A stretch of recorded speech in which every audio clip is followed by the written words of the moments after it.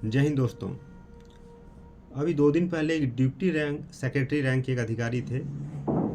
उन्होंने फ़ोन करके पूछा कि मेरी नौकरी जो है लगभग 25 साल से कम बची हुई है, 22-23 साल होगी, और मैं डिप्टी सेक्रेटरी रैंक में ज्वाइन किया हूँ, तो मुझे एनपीएस लेना चाहिए कि यूपीएस लेना चाहिए। तो मुझे लगा कि जब उनको ये डाउट है तो बाकी लोगों को तो बहुत समस्याएं होती होंगी। तो इसीलिए मैंने सोचा एक आज एनपीएस यूपीएस के बारे में एक जानकारी दूं। और देखिए, कोई भी जानकारी यूट्यूब हो चाहे कहीं से भी है, पूरी नहीं होती, कुछ न कुछ चीज़ें छूट ही जाती है। आप कमेंट सेक्शन में क्वेश्चन कीजिएगा तो मैं उसका जवाब देने की कोशिश करूँगा। तो सबसे पहले एनपीएस कब से लागू हो गया? 2004 के बाद से जो भी ज्वाइन कर रहे हैं उनके लिए एनपीएस है। एक्सेप्ट डिफेंस के, आर्मी, नेवी, एयरफोर्स, उनको पेंशन मिल रहा है। पहले की जो ओपन पेंशन स्कीम जिसको कहा जाता है, जिनमें आपका बेसिक पे का 50% प्लस डी आपको पेंशन मिलता था, अभी डिफेंस छोड़ के बाकी सब जगह वो हट गया है। तो नेशनल पेंशन स्कीम का में क्या होता है, बेसिक पे का 10%, आपकी सैलरी का बेसिक पे का 10% जाता है, और उतना ही 14% अमाउंट जो है आपका जितना जमा हुआ 10%, उसका 14% सरकार आपके एनपीएस फंड में जमा करती है।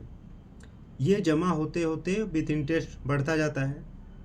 जब आप रिटायर होइएगा तो 60% जो राशि है आपको दे दिया जाएगा लमसम उस समय जब रिटायरमेंट लीजिएगा। लेकिन कंडीशन है कि 60 साल में रिटायर कीजिएगा तब। और 40% जो है आपका एन्युटी बांध दिया जाएगा। एन्युटी मतलब जैसे मंथली इंस्टॉलमेंट टाइप का नहीं होता है, बैंक में आप एमआईएस करते हैं, आपका पैसा रखते हैं और मंथली कुछ कुछ उसका जो है आपका इंटरेस्ट मिलता है। तो उसी तरह 40% आपका मंथली आपको उसका इंटरेस्ट के रूप में आपको मिलेगा। अब कोई चाहता है कि नहीं, मुझे 60 साल तक नौकरी नहीं करनी है, पहले ही रिटायरमेंट लेना है, प्री मैच्योर हो, वॉलंटियर रिटायरमेंट या कुछ भी हो, तो उनको 20% जो है लमसम मिलेगा, बाकी 80% का एन्युटी बांध दिया जाएगा। क्योंकि सर्विस कम होगा तो कॉर्पस कम जमा होगा, इसका यही लॉजिक है। अभी जो एनपीएस है प्राइवेट और सरकारी दोनों क्षेत्रों में लागू है। प्राइवेट सेक्टर वाला आदमी भी ले सकता है और सरकारी क्षेत्र में भी। एक ऑप्शन और मिला है, 31 मार्च 2025 से पहले जो एनपीएस से रिटायर हुए हैं, 31 मार्च 2025 से पहले जो रिटायर हुए हैं उनको फिर से एक ऑप्शन दिया गया है। कब तक? 30 जून तक कि आप एनपीएस टू ओपीएस में जा सकते हैं, सॉरी एनपीएस टू यूपीएस में, यूनिफाइड पेंशन स्कीम में आप जा सकते हैं। जो 2004 के बाद ज्वाइन किए थे और 20 साल की नौकरी करके या 15 साल जितने भी उन्होंने किया हो छोड़ चुके हैं, तो चूंकि उनका पेंशन बहुत कम मिल रहा है, कॉर्पस कम जमा हुआ है, तो उनको एक मौका दिया गया है कि 30 जून तक आप यूपीएस में जा सकते हैं। और आपको जो अमाउंट दे दिया गया है आपसे वापस नहीं लिया जाएगा, उल्टा आपको एक ग्रेचुइटी के रूप में अमाउंट दिया जाएगा। कितना होगा ग्रेचुइटी? आपका जो बेसिक पे है लास्ट, उसका 1/10 इंटू जितना साल आपने सर्विस किया है इंटू 2। सपोज आपने 20 साल नौकरी किया है तो 20 साल का 2 से मल्टीप्लाई कर देगा तो 40 हो जाएगा। तो बेसिक पे का 1/10 इंटू 40, इतना आपको ग्रेचुइटी के रूप में भी दिया जाएगा। और आप यूपीएस में, मतलब आपका जितना बेसिक पे था उसका 50% के रूप से आपको पेंशन मिलेगा। एनपीएस में क्या है, अगर आप डेथ कर जाते हैं इन सर्विस तो आपकी वाइफ को ओपीएस में, ओपन पेंशन स्कीम में पेंशन मिलेगा। अगर आप पेंशन लेने के बाद आपका डेथ हो जाता है एनपीएस में, तो आपके बच्चों को आपकी राशि जो है मिल जाएगी। ये सब सुविधाएं हैं एनपीएस में। अब यूपीएस में क्या है, 10% बेसिक पे का आपका जमा होगा और 10% सरकार जमा करेगी। एक्चुअली सरकार तो 18.5% करती है, लेकिन 10% आपके फंड में जमा करती है और 8.5% जो है वो जमा करती है, एक अलग से कॉर्पस में जमा करती है। एक बेंचमार्क कॉर्पस रहेगा कि हर इंसान का इतना रुपया तक जमा हो जाएगा तभी उसको 50% पेंशन जो है बेसिक पे का दिया जाएगा। तो जिनका 10% आपका बेसिक पे और 10% सरकार का, इतने में ही पूरा हो जाएगा, उनका 8.5% करके जो जमा हो रहा है वो सरकार अपने पास रख लेगी। लेकिन अगर आपका बेंचमार्क कॉर्पस से कम जमा हो रहा है तब वो 8.5% करके जो जमा हो रहा है उसमें से उस फंड में डाला जाएगा, ताकि आपका बेंचमार्क कॉर्पस पूरा हो जाए। अब यूपीएस जो है 2025 में अभी लाया गया है, 30 जून तक इसका लास्ट डेट है इसको अप्लाई करने के लिए, हो सकता है डेट एक्सटेंड भी हो। यूपीएस में अभी भी ये क्लियर नहीं किया गया है कि अगर आपका डेथ हो जाता है तो वाइफ को क्या ओपीएस पेंशन जो है, जैसे एनपीएस में डेथ करने से ओपीएस में चला जाता है, क्या यूपीएस में डेथ करने से वाइफ को ओपीएस मिलेगा या नहीं, ये क्लियर नहीं किया गया है।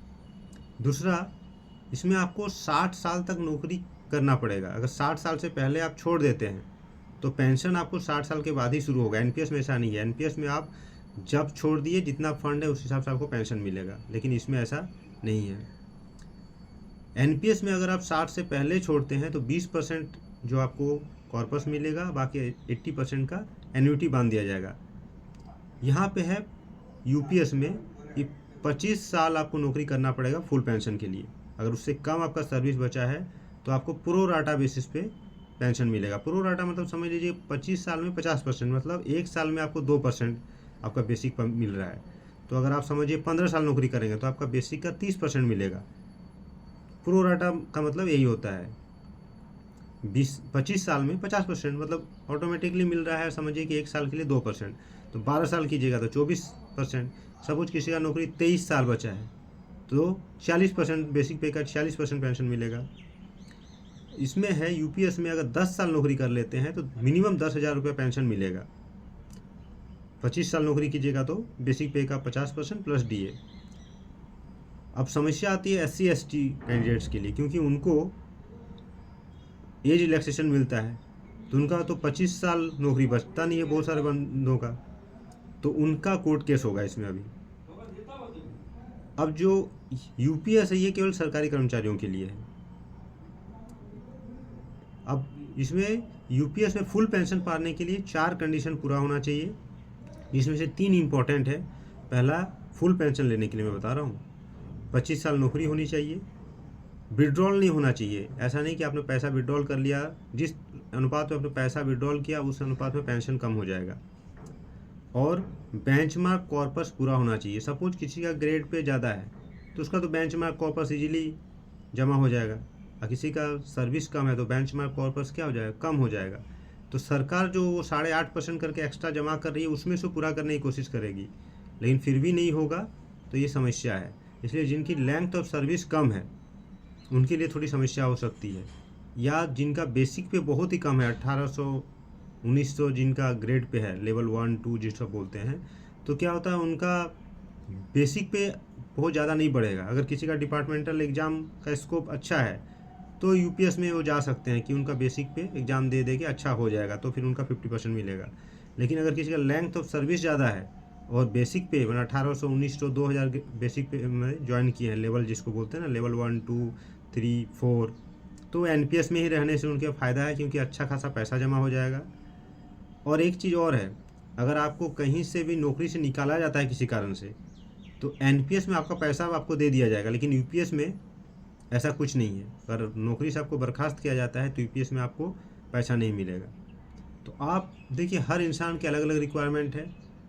अगर किसी का बेसिक पे ज़्यादा है, मतलब 2800 लेवल 5 जिसको बोलते हैं, 2800 ग्रेड पे लेवल 5 से ज़्यादा है, और लेवल 6 जो होता है 4200 उससे ज़्यादा है, तो आंख मूंद करके वो यूपीएस में चला जाए। और अगर किसी का लेवल 1 2 3 जो 1800 1900 2000 ये जो आपका ग्रेड पे है तो आप एनपीएस में रहिए, बशर्ते नौकरी आपका 25 साल 30 साल हो तो आपका अच्छा खासा पेंशन आपको मिलेगा। और अगर आपको ऐसा लग रहा है कि रेलवे मान लीजिए बहुत सारे लोग ज्वाइन करते हैं 2000 में जो ग्रेड पे है लेवल 2 3 में, लेकिन जेई वहाँ एक पोस्ट होता है जूनियर इंजीनियर, तो जेई बन जाएंगे 4200 ग्रेड पे, उसके बाद 4600 या 4800 कोई एसएससी होता है। तो आपको अगर लग रहा है कि हम वो सब कर पाएंगे तब तो आप यूपीएस में जा सकते हैं। लेकिन अगर आपको लगता है कि मेरे डिपार्टमेंट में स्कोप भी नहीं है और ना ही मैं करना चाहता हूँ, ये सब एग्ज़ाम देना चाहता हूँ, और आपका बेसिक पे कम है ग्रेड पे, तो आप एनपीएस ही लीजिए। हर केस टू केस ही वेरीफाई मतलब अलग अलग होगा, वेराई होगा। तो आप देख लीजिए आपके लिए कौन सा बेटर है। अगर आपको लगता है आपका कुछ अलग से क्वेश्चन है, जैसे एक्स सर्विसमैन है जो फौज से रिटायर करके आते हैं और उनका सर्विस लेंथ और सर्विस कम रहता है और अच्छे ग्रेड पे में ज्वाइन किए, आके सेंट्रल गवर्नमेंट में फिर से, तो उनके लिए यूपीएस अच्छा होगा। अब कोई आईएएस ज्वाइन करता है, अब उनका ग्रेड पे बेसिक पे बहुत ज़्यादा होता है, तो उनके लिए भी यूपीएस अच्छा होगा। तो ये डिपेंड करता है कि आप कहाँ से मतलब शुरू कर रहे हैं, ज्वाइनिंग कर रहे हैं, और कितनी साल नौकरी बची हुई है। धन्यवाद।